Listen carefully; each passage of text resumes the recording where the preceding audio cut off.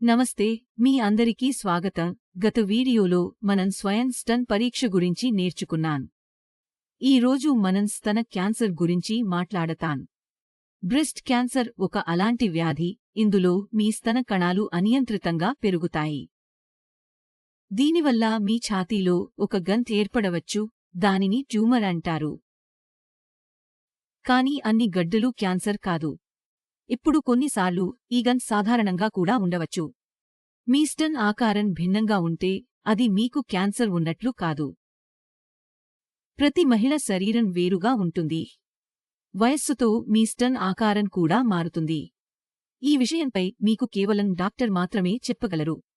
మొదట మనం తెలుసుకుంటాం స్టన్ క్యాన్సర్ ఎందుకు వస్తుంది. క్యాన్సర్ యొక్క ఒకే ఒక సరైన కారణాన్ని అర్థం చేసుకోవడం కొంచెం కష్టం కావచ్చు. ప్రస్తుతం క్యాన్సర్కు అనేక కారణాలు ఉండవచ్చు.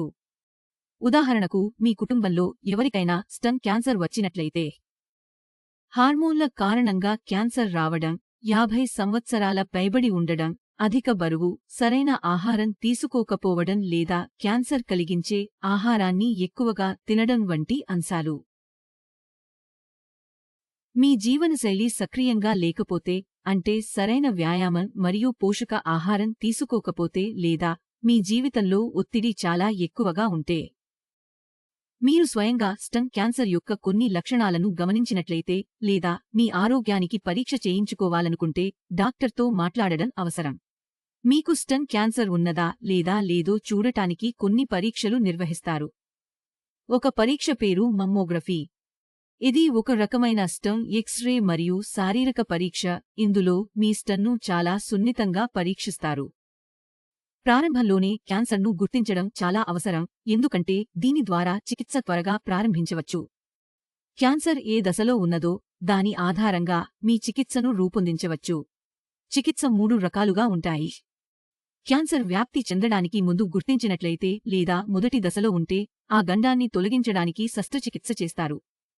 ఈ ఆపరేషన్ చాలా చిన్నది మరియు దీని ద్వారా క్యాన్సర్ పూర్తిగా తొలగించవచ్చు.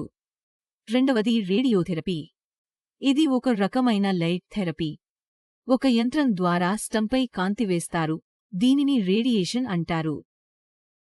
ఇది స్టన్ క్యాన్సర్ కణాలను నాశనం చేస్తుంది. మూడవది కీమోథెరపీ. ఇందులో మీకు ఇంజెక్షన్ ఇస్తారు, ఇది క్యాన్సర్ కణాలను త్వరగా నశింపజేస్తుంది.